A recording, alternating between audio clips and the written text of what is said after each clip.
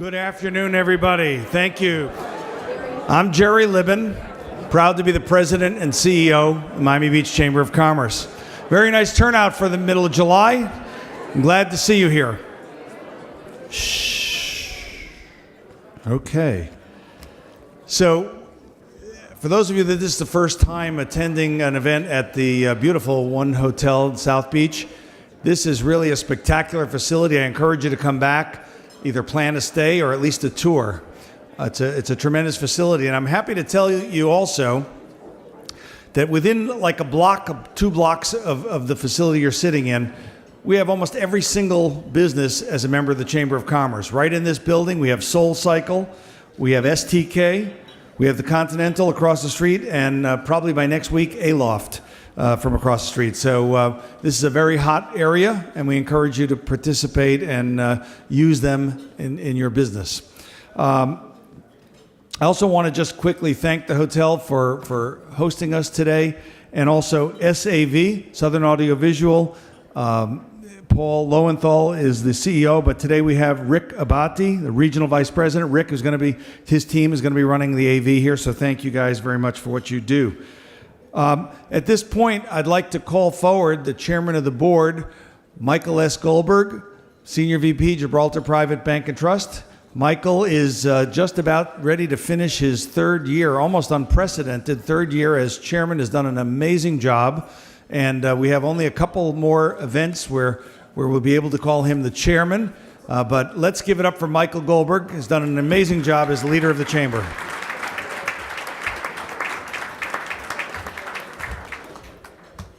Good afternoon, everybody. Yeah, the countdown has started. October 6th is our annual meeting. Look forward to having everybody there. It's been a great 3 years, and I mean, if you look at the turnout that we have here, you know, it's summer, and you know, we've had a lot of council meetings going on, and Jerry always says, and I'm surprised he didn't say it here, is, you know, for those of you that are here, you're ahead of your competition.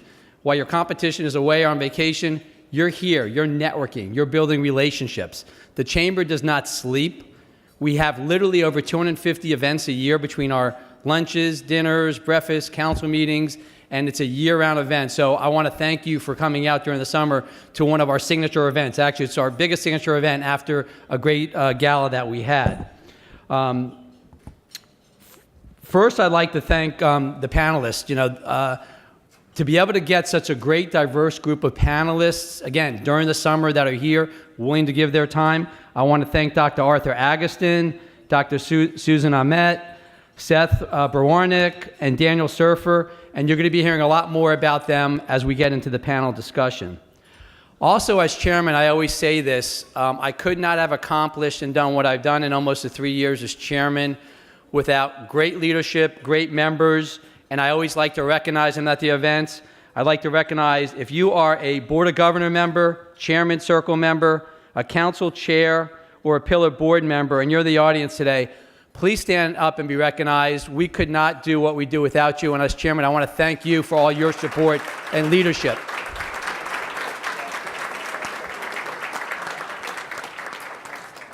Also, I want to give a special recognition. I will be handing the gavel over to him on October 6th. I think it might be the first time in the history of the chamber that 2 Beach High graduates are going to be chairing. Yeah, go High Tides, right? Class of '81. Wayne Pathman, who's a friend, Beach High graduate, managing partner of Pathman Lewis. I want to recognize our chair-elect. Wayne, where are you? I think your group's over here. Thank you for your support, Wayne, and as immediate past chair, I look forward to being there to support you, so thank you. Also, these events don't happen by themselves. There's a lot of planning, a lot of work involved with it. We've got the best chamber staff of anyone in the world. I want to thank the chamber staff, but I also want to specifically call out the emerging leadership liaison, our head of PR and marketing. Thank God when I became chairman, we hired him. He has been a great partner with me. Danny Diaz and the chamber staff. Danny, where are you? I really want to give Danny in the back. Danny, you've been great. Thank you. Thank you for everything you've done.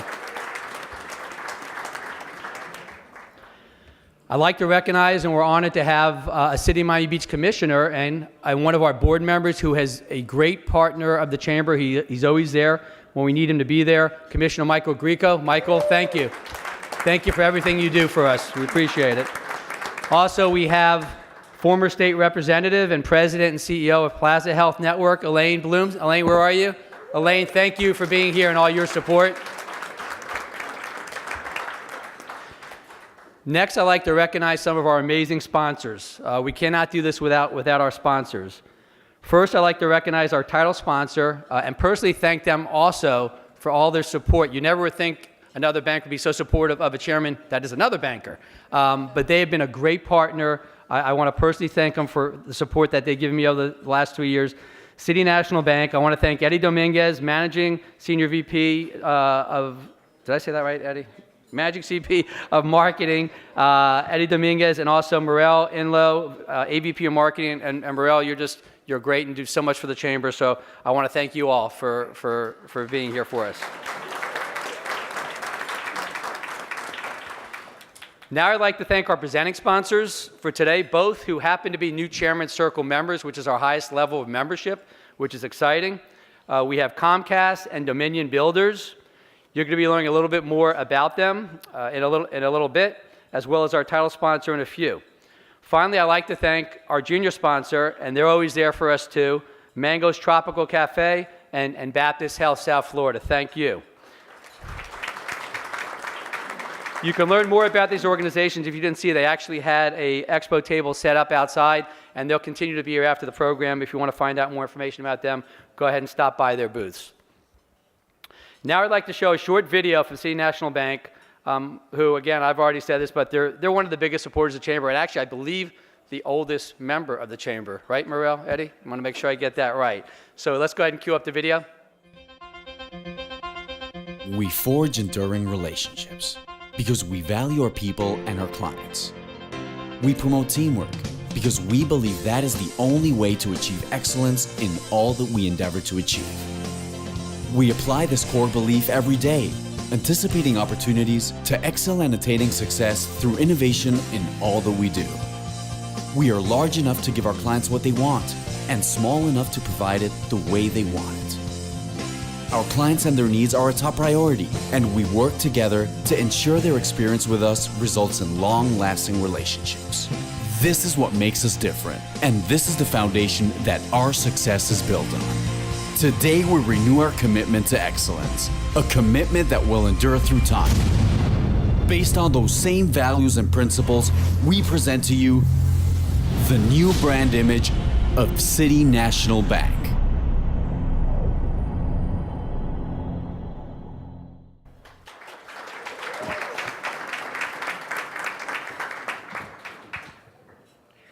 Thank you. Now it gives me great pleasure to introduce Roberto Velasquez, who's a Senior Enterprise Account Executive at Comcast, again, a new Chairman Circle member, to say a few words. Roberto?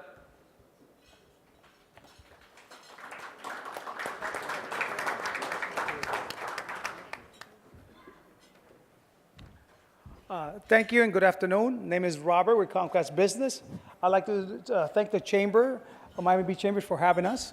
How many people here are realizing that you need more internet speed at home and at work? How many of you are running more applications and videos, whether your boss knows it or not? Yeah? Well, Comcast, we realized that since 2010, we built a network. We spent $5 billion building a fiber network. Every 5 minutes, we're installing a fiber network to our business, Ethernet.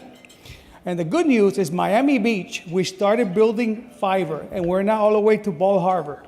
So we'll be able to deliver fiber to you guys, and the smallest port we give you is a 1 gig. So you can start with 50 meg, call us in a few days, we'll bump you up to 100, 200. So again, thank you very much for having us here. We're proud to be members of the Miami Beach Chamber of Commerce. Thank you.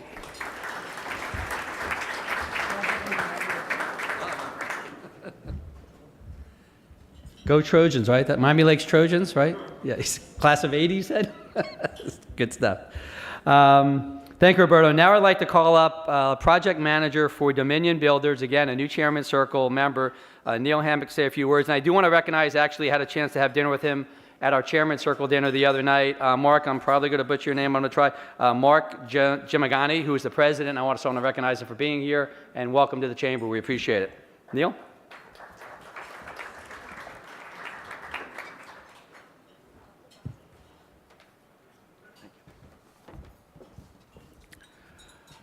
Good afternoon. Thank you for this speaking opportunity today.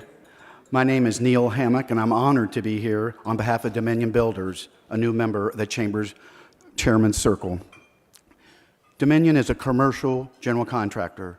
We work across a wide range of market segments, including retail, hospitality, financial, healthcare, and interior improvements. What makes us unique is that we focus on construction and renovation of very complex projects, high profile, and unusual. Those projects also that are requiring artisan craftsmanship, much like this facility. For example, last month we completed the renovation of 14,000 square feet of a restaurant in the Brickell area called El Churrasco, where we provided design, construction, licensing services for our client to create a rustic Argentinian ranch-style restaurant. Last week, we celebrated the grand opening of a 177,000 square foot hydroponic growing facility that produces 1 million pounds of leafy vegetables and tomatoes a year. We are also a firm providing capital improvements on a 50,000 square foot amenity deck that includes pools and waterfalls on Williams Island. We are always looking for unique opportunities in Miami Beach to grow and learn. That's why Dominion is excited to be a presenting sponsor today. Successful business development has always relied on old-fashioned relationship building, but business development today requires an array of strategies, including traditional and digital. So we're happy to be a presenting sponsor today and look forward to hearing from esteemed panel members. As a new pillar trustee member of the Chamber, Mark Geminotti, the president of Dominion Builders, and I look forward to meeting many of you in the near future, working together on the Chamber Council. Thank you.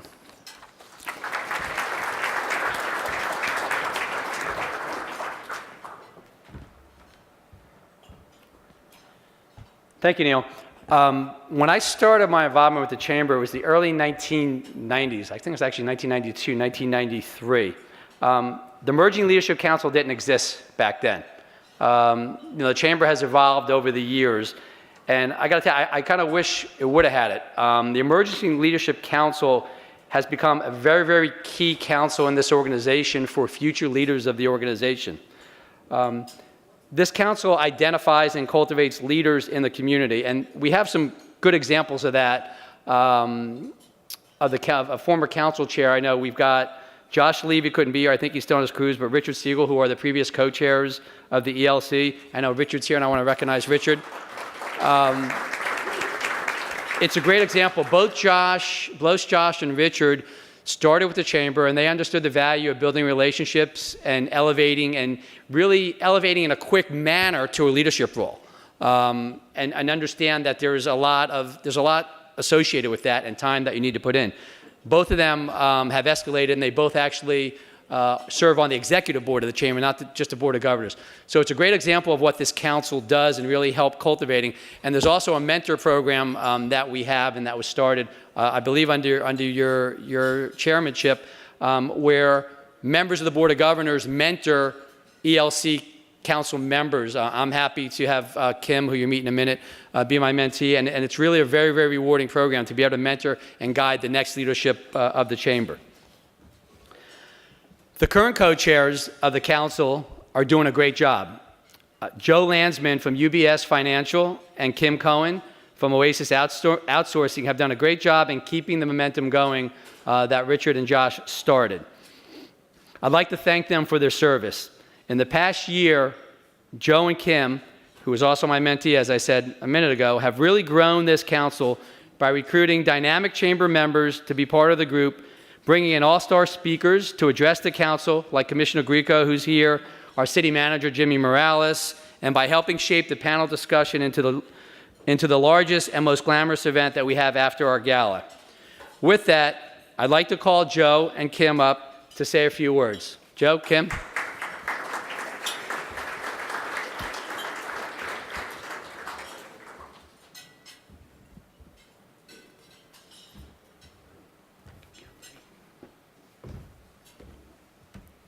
Good afternoon, everyone.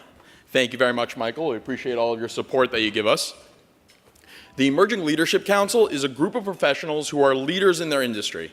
Their role as council members prepares them for future leadership roles within the chamber and the community at large. As Michael explained, a few examples of how people have actually started with the ELC and moved their way up. It's absolutely phenomenal.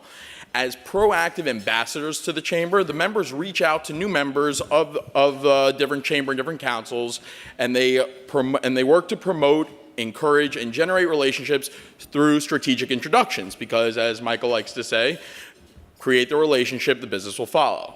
Like Michael briefly mentioned, this year we started a new program called the Leadership Academy, a mini MBA version through the chamber, where we brought in many high-profile speakers to address the chamber. The point of the academy was to give our council members a great takeaway and necessary tools to have them succeed as leaders. Our council members were educated in ways that they can improve their skills in an array of areas like human resources, sales, marketing, just to name a few, and it is a continuing education program for everyone in the ELC. Additionally, we have seen much success with our mentorship program, and I want to thank all the mentors that are in the audience today that took time out of their schedule to meet with their mentees. I actually want to give a highlight to David Sachs. He was my first mentor when I first started here, and I definitely want to appreciate it when he was the pillar board, so thank you so much, David.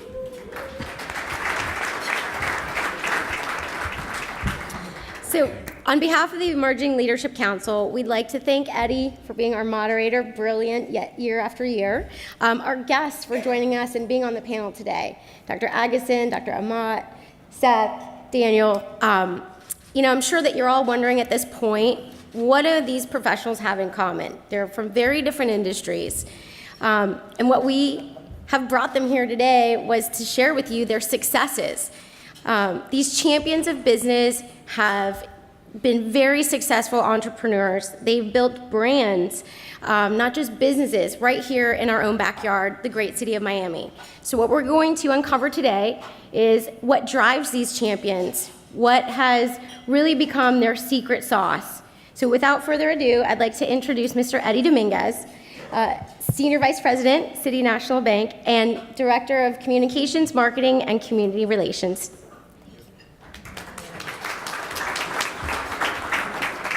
I guess that means we're on. So, you guys have no idea how awkward it is to sit here during all these commercials, but it's kind of weird since you guys can see us and we can't see you. So we've been snickering back and forth here, telling each other jokes to keep each other comfortable while the Jeopardy music was playing in the back of our heads. So we have a great panel again this year, and it's my job to find that common thread, and hopefully we will succeed again this year. If you were here last year, we had Billy Corbin, and he kind of made things a little crazy. So this year, we just invited a guy from a restaurant that has a Corbin-named item on the menu. So Billy Corbin's ghost is here with us again today. So let's kick this off, and let's just do a general question to the entire panel. And this is going to help us start the secret sauce part of this discussion, which is what single trait, one trait that each of you possess, do you think is what fueled your success in your current venture? Dr. Agatston, would you like to kick it off? Oh boy, it's a bunch. I guess for one thing, curiosity and the enjoyment of developing something new and working on a project. I realize I can never retire, and if I don't stop trying to create, I'm not going to be happy. Susan? That's a really good answer. I have a couple as well. I think authenticity is really kind of the core of why I've had any success, because you definitely always know what I'm thinking, but that comes along with everyone we work with knows why we're doing things, and it's really to help people add value in whatever they're doing. So authenticity, and it's always fueled by intense passion.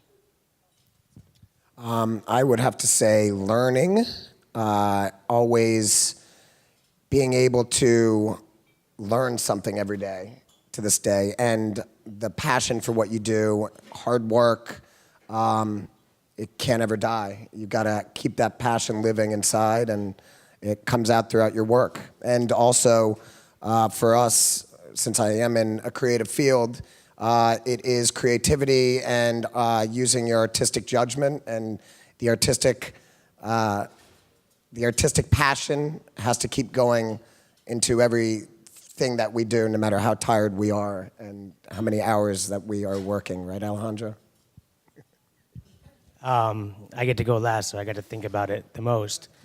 I think for me, I think everyone else sitting up here, I like building teams and developing stuff that people enjoy as a result of being surrounded by good people. I think all of us up here have built a strong group of people that we work with very closely to achieve what we're trying to do.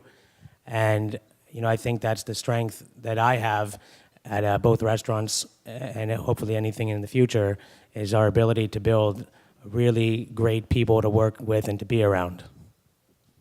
So let's talk a little bit about the theme about people, because we had a brief conversation about this on the phone, Susan.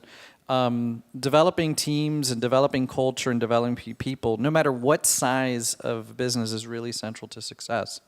Can you give us a little insight, especially in the entrepreneurial space, how one might build that people culture? You think of culture as Coca-Cola and Google and Zappos, but you have a culture no matter what size company you have. Definitely. And culture is really the core of any business success. And people kind of think that it's something that HR has to do, but it comes from leadership. It's setting the pace. It's creating an open door policy. It's all of those things so that there's good communication between everyone. And at the end of the day, it's that leader, the visionary, the entrepreneur, the director, the CEO, giving a vision and making it really clear how each person is part of creating and understanding their role in making that happen. Because at the end of the day, the idea has no value. It's all execution. And you said something really important. This passion thing that I also stressed upon. Passion is really key for everybody, but you have to make more money than you spend. So it always comes back to it being about a business, and everybody has to understand they're there to make a business happen and create returns, not just have fun at work, because those are very different types of businesses. Well, hopefully everyone has fun at work, but Seth's business is fun.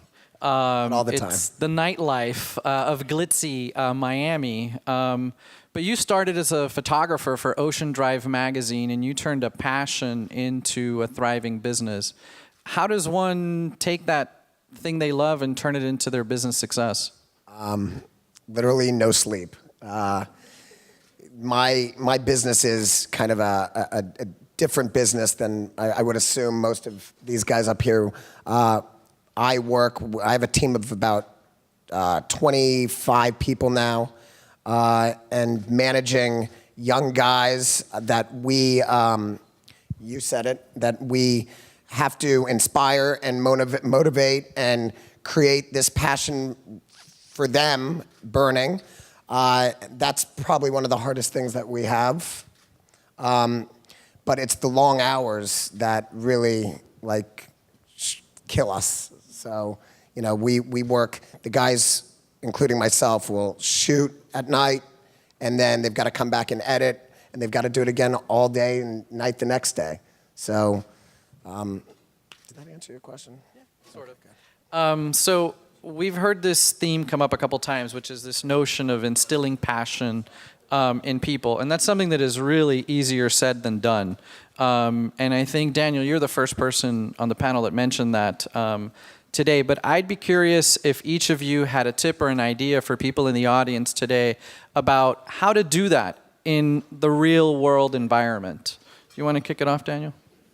In my experience, I can't inspire and motivate people just based on dollars, because if I give someone more money, that'll be great for a month, 2 months, but how do I get someone to be on board long term? Or, how do I inspire someone that's more of a line employee, that's an entry-level position, to really be part of the team and to care about what we're doing? And I think it's a very complex answer that I don't think I can really explain or have enough time up here to do. But I think the short of it would just be touching on what she said, is getting everyone like excited and motivated from the leadership point of view. So making it seem, I think what we do when we're at the restaurants is we don't make it seem like we're working, even though we are. Yeah, we're sweating and lots of times we're moving around and doing a lot of stuff.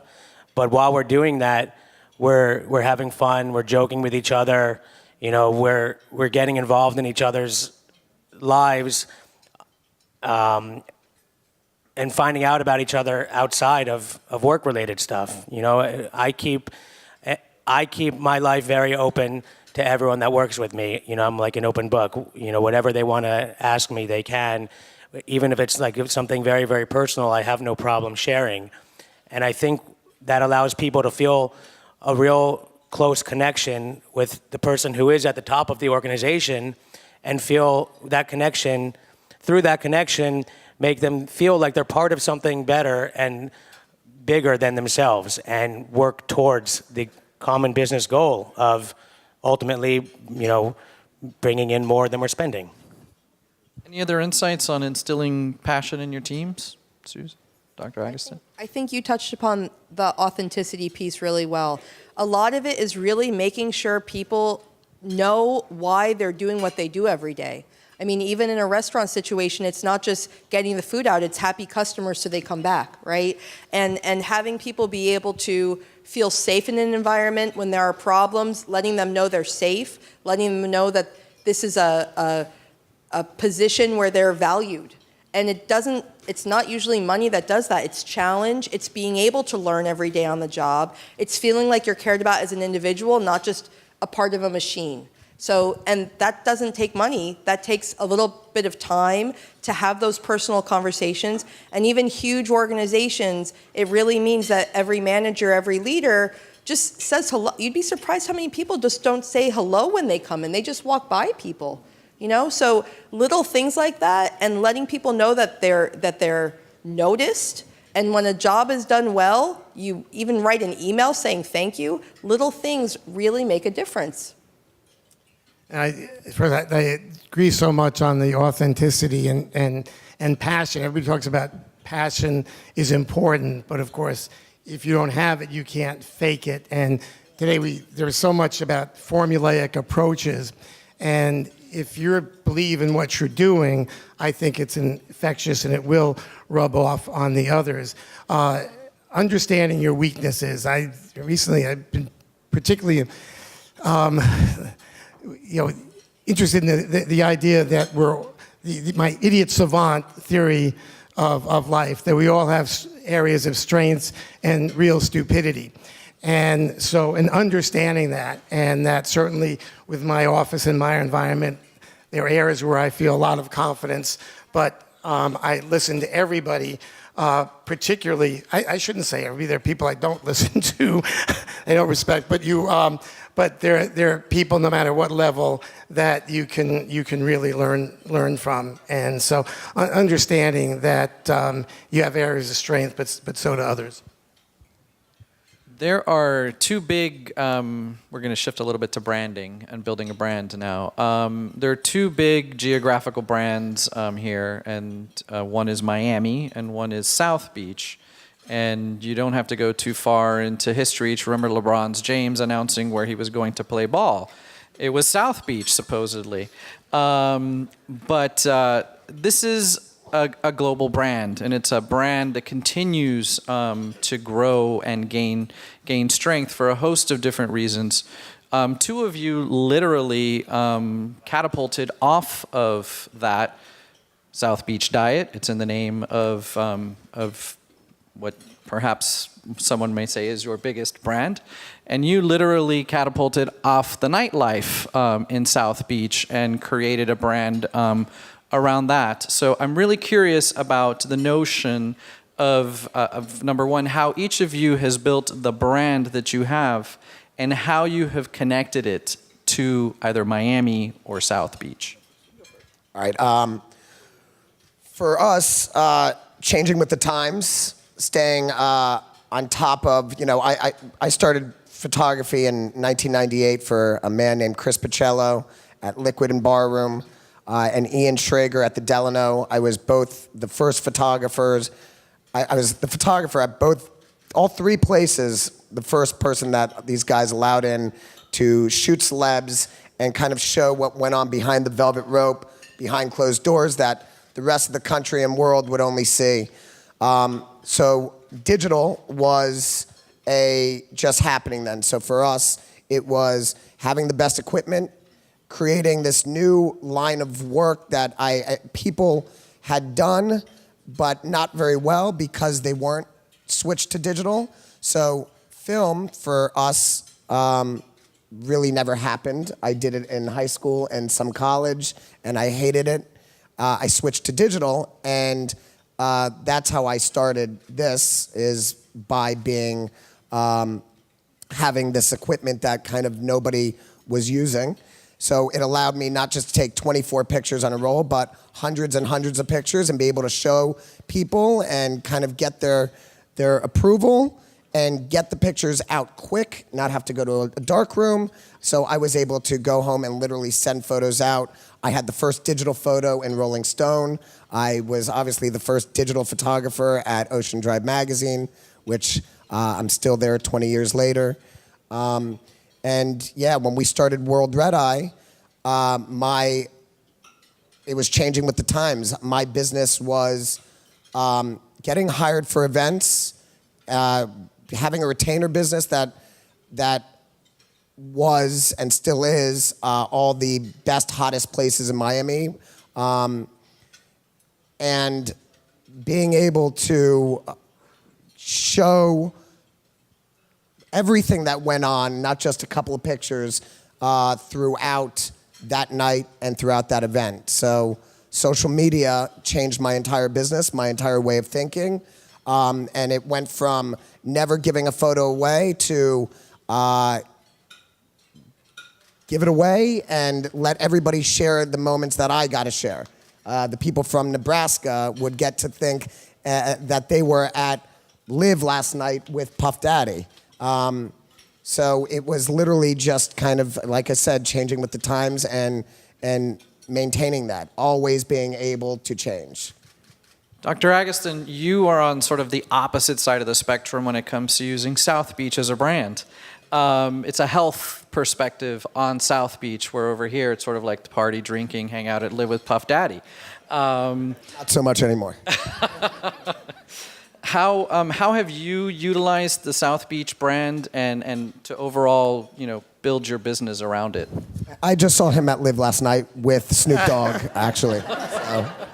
I must have been sleepwalking. And while I do know Seth, his work does start way after my bedtime. So don't see him during his work too much. I came down here after my training in New York about 1979, 80, just in time for the McDuffie riots, followed by the Mariel boat lift, followed by really watching Miami Beach and South Beach go into a depression, and then watching, starting, I guess it was a Carlisle and Cardosa, taking turns going in and out of business and growing. And so we really lived on the beach and watched this incredible, incredible process. As far as the brand, I never set out to do a brand. I came down as a clinical and research cardiologist at Mount Sinai. Along with Warren Janowitz, we developed imaging of the heart called the calcium score. It's by the way, for all of you, if you don't want to die of a heart attack, forget your cholesterol, get your calcium score. It's quick, takes a few minutes. We have the newest machine in the world, the G Revolution, at Baptist. And you can see how much plaque you have in your coronary arteries. Everybody has their own cholesterol level where you're building up plaque. So you can have a cholesterol of 300 and have squeaky clean vessels, and a cholesterol of less than 200 and be clogged up. The way is looking. And we developed this test that's used worldwide, and the score, I'm proud, it became known as the Agatston score. And once we did that, we were seeing disease in people at often relatively young ages, and their cholesterols weren't very high. They were having a new syndrome, which was only reported in the late 1980s. I learned about it through networking. My friend Ron Goldberg, head of diabetes at the University of Miami, said it was then Syndrome X. It's now known as metabolic syndrome, prediabetes. Told me to look for it in my practice. We were seeing it all over. And it didn't respond to the typical low-fat diet. There was a lot of new science, the importance of good fats, good carbs, the problem with bad fats like trans fats, bad carbs, the starches, the white stuff. And so I was director of cardiac rehab at Sinai. We tried with Marie Amat, our nutritionist, a diet on our patients. It worked great. Our patients started sending the Xerox copies around the world. We started to report on it with my colleagues. After presenting at a national meeting, it was ABC, Christy Kruger said, we'd like to put South Florida on the diet. And we said, okay. It was called the modified carbohydrate diet. At that point, somehow we figured we needed a new name, and my wife gets credit for we were on South Beach, calling it the South Beach diet. But it's very interesting. I could tell you story after story. All the other people over the years remember how they came up with the South Beach diet name, even me. But my wife gets credit. And so we, for the month of May during sweeps, we partnered then with ABC and put people, there was a daily recipe. We did a little science blurb every night on the news and the menu of the day. And it won all the sweeps. So everybody said you had to write a book. And one thing followed another. And all of a sudden, I thought it'd do well in South Florida, but all of a sudden we were #1 New York Times bestseller. So it all happened accidentally. But the fact that we were in South Beach and my wife was smart enough to change it from modified carbohydrate diet to the South Beach diet was definitely a big plus. I think you picked the right name. So you're in a space when it comes to the South Beach diet, and I do want to ask you a question about your practice later, where it's really dominated by gimmicky, kinds of things, diet plans. And they come up with crazy names. They come and they go. But the South Beach diet has kind of stuck around. What is it about the South Beach diet that gave it that staying power? Well, it was started out of the desire to prevent heart attacks and diabetes in my patients. It's interesting, there were other people, including from South Florida, who decided Agatston doesn't know anything about business, how to do this successful book, so I'm going to do the same thing. And this is where we're talking about authenticity. We didn't set out to do a diet. It was based on strong new science that everybody said because really bad science, get all the fat out, that's all that was important. The food industry responded with all these great tasting, zero fat, zero cholesterol products that were very high in what we call the glycemic index that made America fat. And so the principles of it's not the percent low carb versus low fat, it's the quality of the foods. And all the science has continued to support that. And you can be a vegan or a vegetarian. It's interesting. I'm sorry for the vegans out there who've drank the Kool-Aid. You can be healthy and be a vegan, but it is not a magic bullet to health at all. And there's some very bad science behind some of it. But I remain practicing, doing research, and we're based on good science and recognized as such. So, Chef, I was just about to say that, actually. That's probably music to your ears. I've eaten at your restaurant many times, and I wonder, is there anything there that qualifies to be on the South Beach diet? We do allow cheating because, unfortunately, that's how I have that problem. Even though we're on the mainland, I think that you can eat at our restaurants and you eat a modified carbohydrate diet very well. We have a lot of lean proteins and leafy green vegetables, which I think would qualify. Absolutely. Actually, So- those are delicious, and I'm not a vegetarian. I'll go there and I'll order just off your you call it the board of all the Veggie different board. sides, the veggie board. So let's talk a little bit about geography in your case. And yes, you're on Biscayne Boulevard in what you define as or have jokingly referred to as a hooker hotel. When you picked that. I told you this would be lively. When you picked that location, I remember thinking, these people are nuts. I didn't know who you were at the time. Yes, there had been some other restaurants in the area, but you didn't see the problems. You saw the potential. So could you give us a little bit of your insight on how you picked where you decided to open Blue Collar? I don't jokingly refer to it as a hooker hotel. It is a hooker motel, and we've had to call the police several times for dead hooker removal from.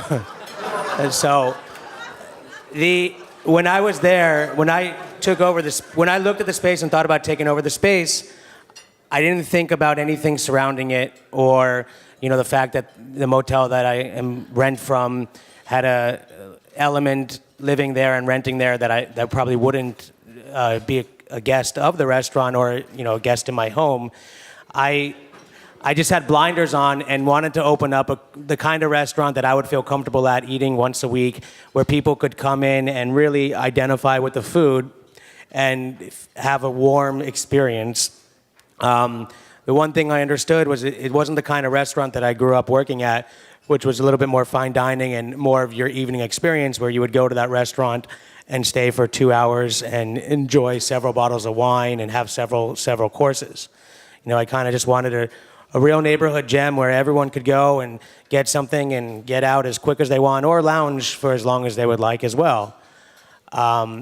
Even though, like about a year before I opened, there was a murder in the gas station where Chase Bank now sits.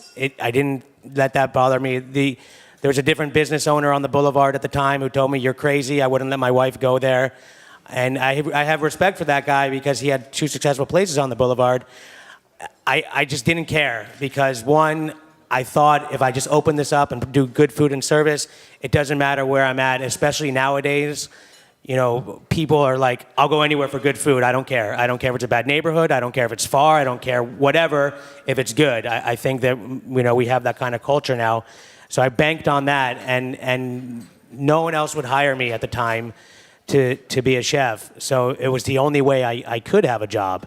So, a lot of it, yes, I had a vision, but a lot of it was also just out of desperation. So that's an example that I think has a lot of different elements, but one is vision. And you had an idea and you had a concept and you didn't allow yourself to be dissuaded from that vision. And that's something that you see as a common thread in the story of a lot of successful entrepreneurs. But Susan, turning vision into reality isn't always the easiest thing. And you help entrepreneurs on a daily basis. Can you tell us a little bit from a practical sense of how someone can stay true to vision and execute it into a business? And I know that's a complicated question to ask inside of the time frame, but just very generically. Sure. I think every business has to start with what problem are you solving, and how do you add more value so that people are willing to pay you, and ideally repeatedly. And then it's making that connection with your customers so that if somebody comes along and is cheaper, they're not going to replace you. So actually, I brought a whole bunch of entrepreneurs here that were just in a State Department accelerator we just finished running yesterday, from Haiti, from Barbados. These are incredible, incredible entrepreneurs. And it always I don't care if you're doing, one of them runs a rum business, another has a medical technology business, another is an exporter and importer into Haiti for foods for the base of the pyramid. And most of the entrepreneurs we work with all over the world, we work with the Veterans Administration, we do accelerators for Microsoft, we work with a lot of high-tech businesses. But it always comes down to the same thing. Here's a problem I'm going to solve, and how do I monetize it and make sure I'm always creating value for my customer? It's that simple. A lot of people forget that and try to come up with something they're passionate about and try to make it work. But if you're not solving a problem for someone, the rest of it really doesn't matter. That is cool. So I'm going to pick on you again, Daniel. And we talked about this a bit, and I think this is something that we can all talk about as well, which is the notion of remaining relevant. South Florida has exploded, especially on the hospitality scene when it comes to restaurants. We've seen a lot come and go as well, and some have stayed, including your Blue Collar and now Mignonette, which, if you don't have a reservation, you're in trouble. Maybe not after today, I can call you and get in. So how is it that you stay relevant in such a competitive environment? Well, thank you for the kind words, and I wish that were true. That it was always impossible to go. But I think one thing that helps us, where people always seem to think we're busy, is we're small restaurants. We don't seat at Blue Collar more than, I think, 40 people right now, and Mignonette, about 40, 60 people, depending on how we configure it. And that gives the perception, you can have 20 people in the room even though it's not full, and it looks busier.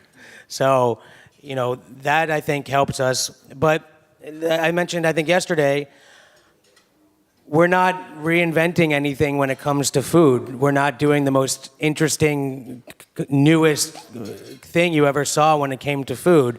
We're doing something that you probably recognize from growing up or from, eating your whole life, and something that you might crave. So, that mignonette, that could be a simple piece of fish with a beurre blanc sauce and, some mashed potatoes. But it's something, you identify as being familiar. And I think a lot of the stuff that we do, since lots of times, we're fortunate enough we can probably get a better quality of ingredient, or you have someone that more trained professional doing the cooking than you may have at your house. So those two elements, a good technique and a great product, done executed well, I don't think that ever goes out of style. I think we don't do anything that's like trendy. We don't try and open up a trendy, cool restaurant that is that has like the newest cooking techniques or the newest combination of ingredients that you might have never heard of or thought of. Like that's not our bread and butter. People come to us because they know we're reliable, and I think that helps us stay relevant, even though we don't get much World Red Eye love. Maybe that'll change today too. We talked about a story. We're already doing it. But seriously, Chef, I think you don't give yourself enough credit, number one. And when we were chatting earlier this week, I think you brought something to the surface that I think is also core to your success. And I would describe it as openness and willingness. And I think that's something that every entrepreneur needs to be willing to do. Could you talk a little bit about how you approach that and sort of take your ego out of it? I know what I like to eat, and lots of times myself, I can confuse that with what I think you guys want to eat when you come to the restaurant. So I'll have I've had to take plenty of dishes off of both menus that I just believe in and I love so much, but you guys are coming in and not ordering them. And, I have to be able to be like, take my ego out of it and be like, okay, no one's ordering this. Maybe it wasn't such a good idea. Maybe only I like that. Right now we have several dishes on both menus that when we reprint, we're going to take off because they weren't successes. And in order to do that, I have to be willing to listen to my guests. And listening to my guests in any forum, whether it's Yelp, Open Table Reviews, TripAdvisor, if they're saying the same thing over and over, then that's probably something, if they're complaining about the same thing over and over, then that's probably something I should remove from either the service we do or the menu. And it's a willingness to take my ego out of it, no matter how much I like something or someone in the restaurant. If they're not working, I have to stop doing it and do something else. And I think that sometimes can be very challenging, especially if I poured my heart and soul into a particular dish, that I thought other people would have liked or it's tested well. And it's just a willingness to have the restaurant succeed no matter what, especially if I have to take my ego and the things I like out of it. Thank you. One of the things that came up repeatedly in the conversations that we had offline preparing for this discussion was sort of like government interference in business, and how sometimes, especially local government, can make things challenging. But in your space, Dr. Agatston, it's the federal government that perhaps has made things challenging. And we just wrapped up the Republican convention. We're about to start the Democratic convention. So let's leave the politics to the politicians. Let's talk about the business implications in your space and how you've adjusted to dealing with healthcare reform.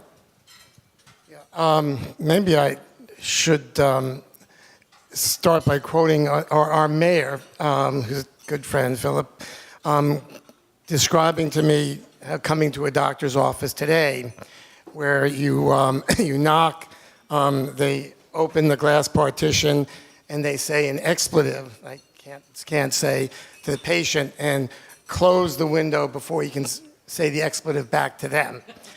And unfortunately, medicine has become a competitive sport between the patient and the physician. It did not start with Obamacare. It started long before. But the idea that, that some professors can sit at a prestigious university and come up with a plan for the whole country without testing it is incredible malpractice, science, medicine, whatever you do it, and that's what they did. So the level from when my dad practiced before in the early days of Medicare to now is the regulations and the incentives have put well-meaning good doctors totally out of business. If primary doctors are either joining a medical center and their morale is horrible. They're not asking their kids to become doctors anymore. They really can't stand it. Or they're going and becoming concierge doctors outside the system. And if you look at certain areas as far as national regulation, in areas like cosmetic surgery, LASIK surgery, outside the regulation, breast implants, LASIK surgery, price has been coming down. It's available to a whole new market where it's never available before. In the area that's regulated, the prices and the costs only go up. And what we're trying to do now is use modern technology to, in a sense, bring back, is this group too young for Marcus Welby? People remember more? The old term, great general practitioner, it was a TV show many years ago, and that is completely lost today. The guy who knew their patient, knew the family, and the patients I know, I can have somebody call up saying, Dr. Agatston, I have chest pain, and I'm a cardiologist, and I may say, well, okay, Shirley, what else is new? Because I know Shirley, and she can come in to see me, but I know she's not having a heart attack. Maybe her spouse comes and says, oh, can I talk to Dr. Agatston? I'm having this little funny pain here, and I'm sure it's nothing. Maybe I could see you next week. And I say, go directly to the emergency room because the spouse has not wanted to talk to me or see me for 15 years if he's complaining. And that's knowing the family, which unfortunately just isn't done today. So we want to surround the primary care doctor with technology, instant consultations, which you can do via video. So from our office, if you need somebody excellent locally or something unusual, a rare thyroid disorder, somebody's outside of the state or outside of the country, we can get an appointment with them efficiently on a video where we're there with the patient. So instead of somebody getting on a plane, traveling, giving a horrible history to the consultant who doesn't get a good history. He explains something to them. There's no communication. We're there with the patient. We may argue with the patient about some of the history. The consultant gets that. When the consultant gives his opinion, we're there. So the next day when the patient forgets what the consultant says and has questions, it's all recorded. We're there. And there are many other layers. But this is new technology that we wanted to do for employees, for underserved, but that goes into the system. So we're beginning to do that in private medicine. But if we use technology today, which is being used in so many other areas, but not medicine, we actually can do much better medicine at a much lower cost. Awesome, thank you. So technology as a solution, but technology can also be a disruptor. It's been a disruptor in lots of different spaces. It's a disruptor in print media, in financial services, probably any industry. And I'm coming to you, Susan. Eddie, I'm sorry, because since you said that, it's the technology in medicine, as most people complain, doctors, they're forced to spend more time with the medical records, writing not for the patient or another doctor, but for the insurance company. So the technology in the current EHR, the way it's formulated, has been a major disruptor. In ICUs, when my mother-in-law was in the ICU, the nurses spent more time documenting than seeing the patient. So we see that. So thank you for endorsing my next question. So Susan, you're at a company and suddenly you have a competitor coming at you, and the competitor really isn't even a competitor. It's a different space. It's tech coming in to steal your lunch. I'm curious to get your perspective because you're very involved in the tech space in South Florida as technology on both sides of the spectrum, and how businesses can perhaps be more agile in responding to technology. Thank you for that question, because what we started out with 4 years ago was working with technology businesses all over the world to help them scale and be able to be international. But in the last couple of years, more and more corporations are coming to us. As I said, we're working with Microsoft and the Veterans Administration. If we can fix the Veterans Administration and make them innovative, sky's the limit. So being able to help individuals within corporations understand how to not be complacent, find ways to add value, and instead of being disruptive, be part of having the culture allow for change to occur and be comfortable with it, and have your internal people come up with ways to continually be doing not just the big disruptive change, but the incremental change, so that if you want to have something disruptive come in and help you get to that next level, it can happen. Because unfortunately right now, large companies, and unfortunately small companies as well, whether it's print media, hotels, banks, healthcare, etc., they rest on their laurels. And they're the big giant in the room, and crazy things like a little startup out of wherever can come along and change the way everything happens in your industry. And it doesn't take much to be prepared for that kind of thing, and more importantly, to start making those little changes so that your people are comfortable and not thinking that the sky is falling when some of those outside challenges can occur. It's really about embracing and understanding how technology can actually make your business better, help your customers, and not have to worry about somebody coming in from the outside, because those technological revelations sometimes are not for your current customer base, and that's okay. But how do you start having your customers be able to give you better data, have a closer relationship, but efficiently and effectively at scale? So disruptors often lead to failures. And all you got to do is look at the Uber taxi battle to see how that plays out when you're not willing to be flexible. But when you're an entrepreneur, you have to be willing to fail. And eventually you do win. So I'm curious, and this is an open question. Sure. I don't believe in that. Okay. I think that failure is a weakness, and I don't know if that's me. I'm not saying I haven't failed, but mistakes happen. But failure is not in my vocabulary, and I take failure very personally, and I don't know if that's a bad thing. But I instill in everybody that works for me, there is no such thing as failure. There's mistakes. And you build on those mistakes, you make them better, and you let those mistakes not happen again. Sorry, I didn't mean to interrupt. Okay. I'll use your euphemism. Mistakes. Everyone's got to be willing to make a mistake. You don't succeed without taking risks. And everyone sitting here, I suspect, has had at least one failure, or in your case, mistakes. So I'm curious to hear about one failure or mistake from each of you, and sort of what was the lesson you took from it? Because, of course, the important thing is to walk away with a lesson. Daniel, you want to kick it off? I think I touched on it before with menu items that don't work, or staff members that don't work. I can't but think of sometimes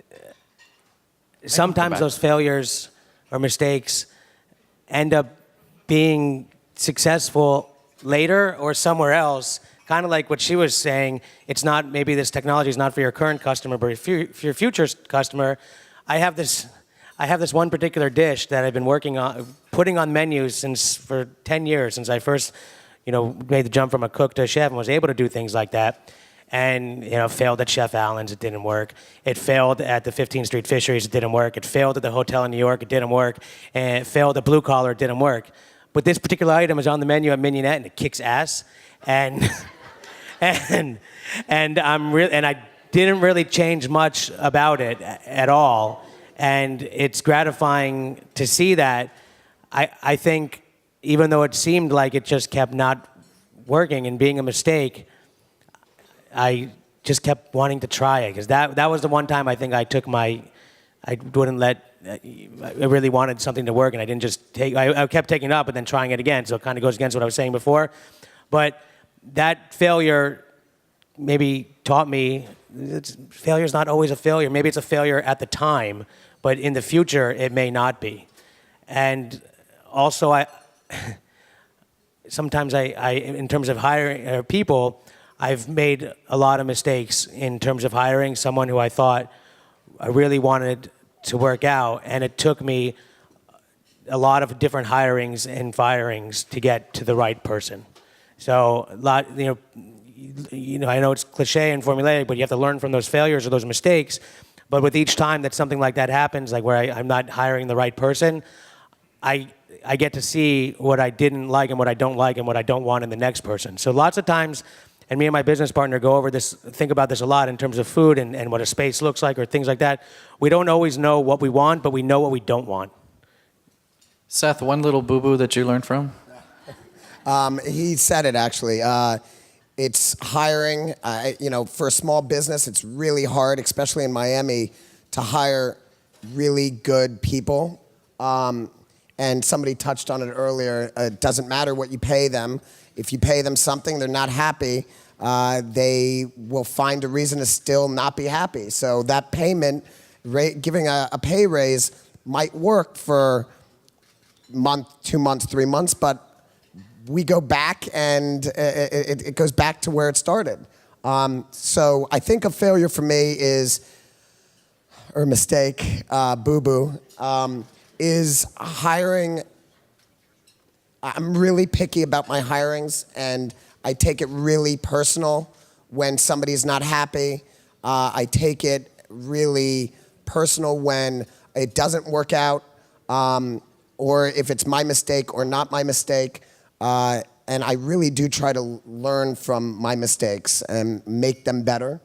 But it really comes down for me, it's like the employees and making sure that they're happy, and that's it. Susan?